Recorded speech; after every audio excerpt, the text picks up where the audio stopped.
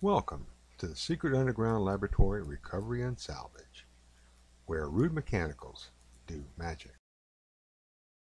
Hello, I'm Bronze Age, Director of the Secret Underground Laboratory Recovery and Salvage. And today, these two have come to the lab for some couples counseling. Now, black cats and bronze statues don't tend to photograph very well, but we'll do our best. What we have here is a pair of cast brass statues. With a bronze patina applied to them, very finely detailed, and the actual place, culture, society, whatever you want to call it that they're from, I really don't know. I can say they're South Asian somewhere. I'm sure somebody can recognize the details of the headdresses and the necklace and that sort of stuff. Maybe tell me exactly who it is. But doesn't really matter at this point. The earrings jangle. They're both carrying a knife, and they're both holding up what is supposed to be a torch. Now, as nice as these sculptures are, I can't say the same about the lamp work that's been done on this. In the lamp and lighting world, there's a word we use, cobbled, which just says that somebody took whatever they had on hand and threw together a bunch of parts with sort of don't know and don't care attitude towards electricity. And that starts down here at the base, where they've got the cord running underneath the sharp edge. Certainly not a good way to do it. And this continues all the way to the top, where nothing says cobbled quite like using hex nuts as spacers to hold the whole thing together.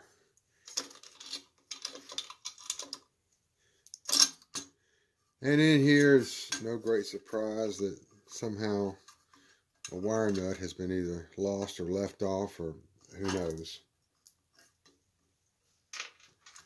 One cute little detail they've got here is they've actually got a ground wire that runs from the socket cluster here, and they've got it wired into this little green screw, which is the way you'd expect to see it in any sort of light, like a ceiling fixture or something. But the statue itself is not grounded, so doesn't really make much difference one way or the other. I'm going to take all this cobbled together hardware out of here and then take a few minutes to decide how I'm going to put it back together in a more acceptable way, certainly a safer way, so that this can be a nice pleasing light to go in somebody's house, the pair of them.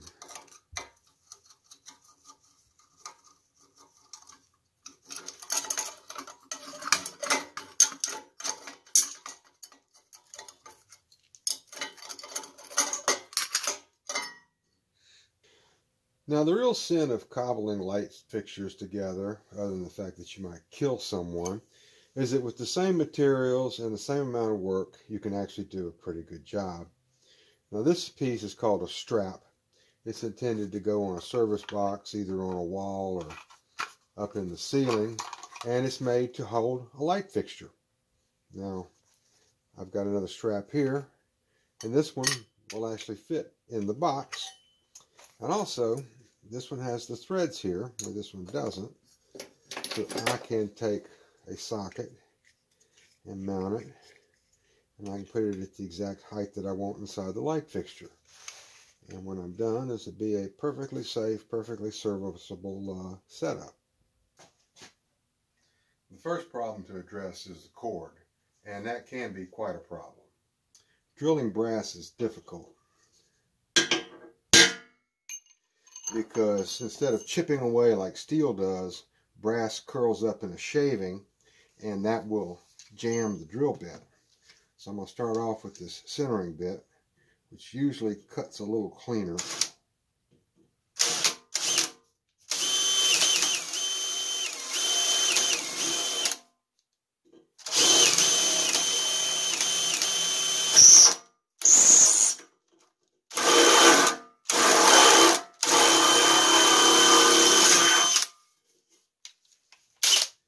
Then I switch over to a 3/8 bit.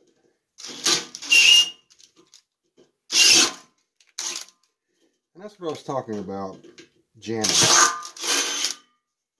I would prefer to do this on a drill press, but that's not really practical in this situation. Then I tap this hole with threads for our standard 1/8 inch iron pipe.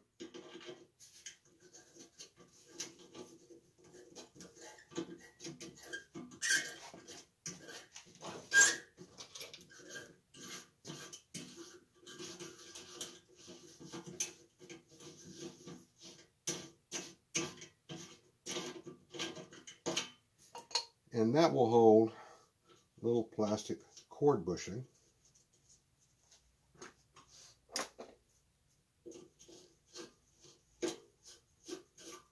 And that'll protect the cord going through this piece here.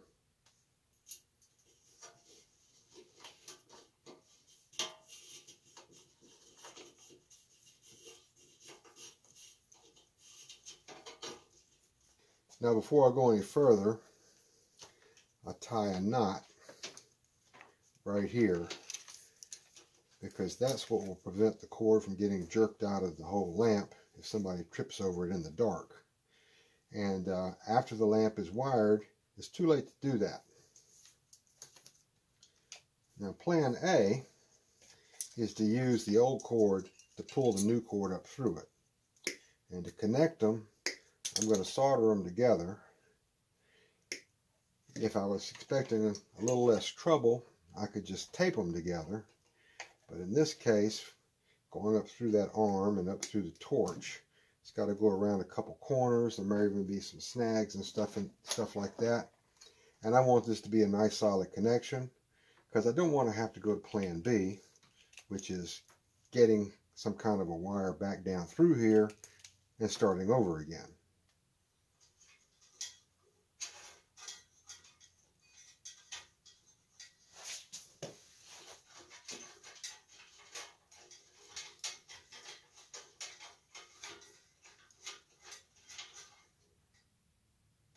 There's a gap right here where I can grab the wire and ease it around this corner, which is kind of a sharp edge.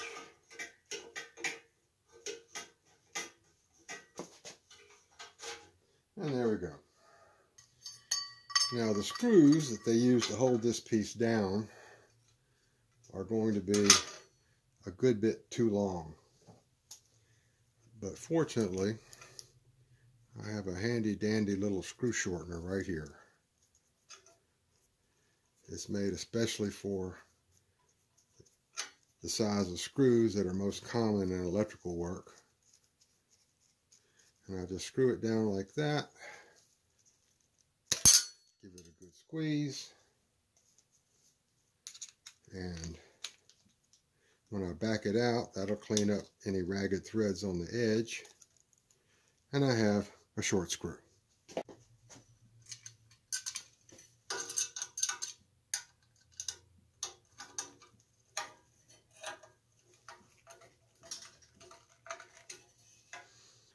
We're going to use this porcelain keyless socket, which comes apart like this, so the base can be installed. Always use the blue thread lock on any of these kinds of things, which keeps them from coming loose when someone's changing a light bulb or something like that. And I don't have to tighten it down until it screams, which usually will end up stripping something or breaking something or bending it. And just about everything that has to do with lamps and lighting is fairly lightweight. Much easier to break or bend it than you would think. But as tight as I can get this with my hand, when that blue stuff sets up, that's going to be more than tight enough to keep it from coming loose during ordinary use. Now, wire like this, made for lamps, is multi-stranded. That means that inside here we've got probably 24 little tiny copper wires, and that's what allows lamp cord to be flexible and not take a kink when you bend it around a corner or something like that. And that presents a problem, because the National Electrical Code says that you can't put stranded wires under screw terminals. All they do is they splay out, really can't get them tight, and they will eventually come loose, and then a loose connection gets hot, and hot connections are bad. So to correct that problem, what I do is I tin the wires, which basically means putting a little drop of solder on the tip of each one, and that turns the multi-strand into a single strand, and it'll go underneath that screw terminal and hold down nice and tight. When you buy a cord set, the ends of it are already tinned for you, but I cut that off earlier in this video so I could pull this up through the arm. Now also, lamp cord has one side is smooth, one side has ridges, and that's so that you know which wire goes where. The smooth one always goes underneath the brass colored screw, which on this one is just a little fiddly to get, but you want to wrap it around it in a clockwise direction. Get it down in there nice and tight. However long it takes. And then you tighten it down, and that will pull the screw, pull the wire under the screw instead of pushing it back out. And then the one with the ridges goes underneath the silver colored screw. And the second one is always a little more work.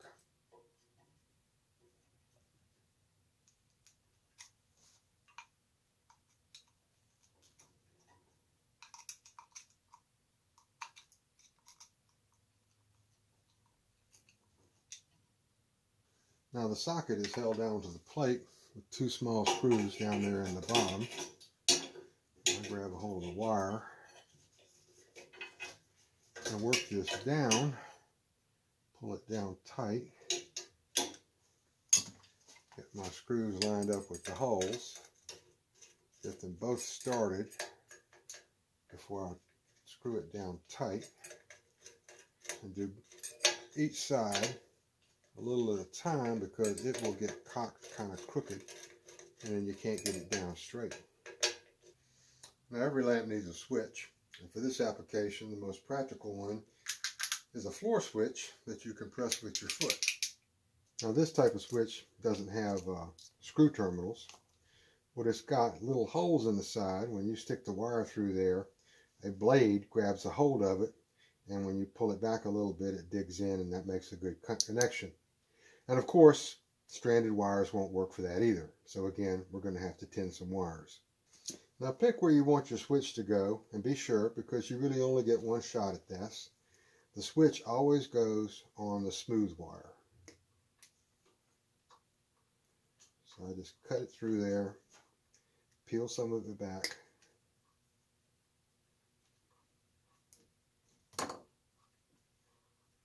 get myself enough slack to work with. I only need to trim back the insulation just a bit. Give it a good tight twist.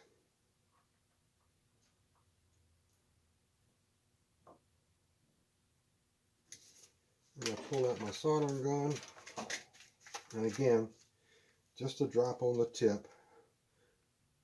I don't want to put too much on it because if I build up too much solder on it, the wire will get too big, it won't go underneath the blade, and then it's a big problem. Now you push it into the hole far enough for that blade to grab a hold of it. Give it a good tug to make sure it's seated. And it goes back together like this.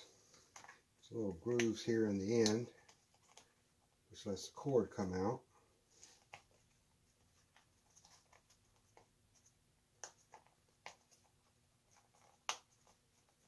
Get it seated down in this little bed right here. Make sure you remember the spring. Plunger goes on top of it. This goes down like this.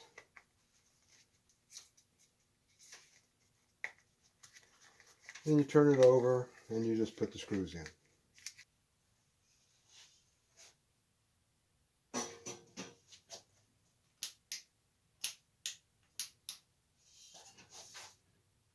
Isn't she pretty? Well, This is Bronze Age for the Secret Underground Laboratory. Thank you for watching this video. We'd really like it if you would hit the thumbs up button. Subscribe if you haven't already.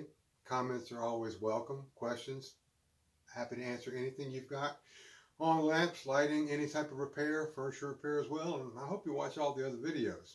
And again, thank you for watching.